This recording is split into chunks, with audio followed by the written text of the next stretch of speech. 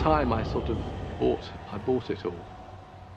But since I've I have to say that my reappraisal of it is that it's rather a whinge. There is this kind of bitter, angry feel throughout The Wall in all the songs, and listening to it can be quite a draining experience. So some people have called it one huge long whinge, a very complaining sort of an album, and I suppose there is that aspect to it. I think whinging or whining is not quite right, and I think that kind of label has been put on The Wall in latter years. I don't think anybody really thought that at the time, but I think because the acrimony between the Pink Floyd members, which nobody really knew too much about when the album was being put together, because that is now part of public domain, and because all the court battles between Roger and the other three, you know, are very well known.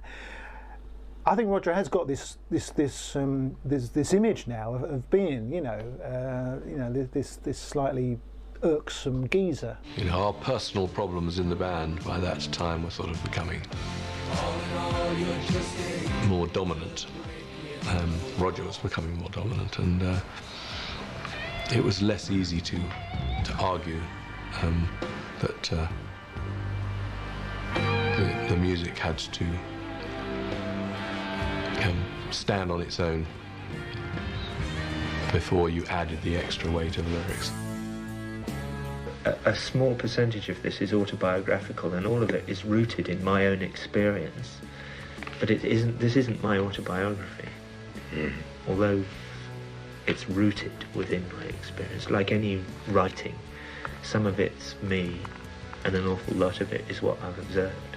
If you're interested in writing songs or writing books or writing poems or writing anything, those are the things that you try and write down, because those are the things that are interesting, and those are the things that will touch other people, which is what writing's all about. Problem with the big, rich, depressed, alienated rock star was not the problem of 1982.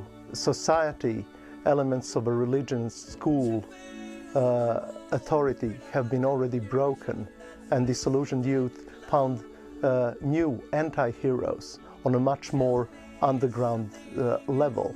And because of that, I think that it's very difficult for a generation of the time to identify.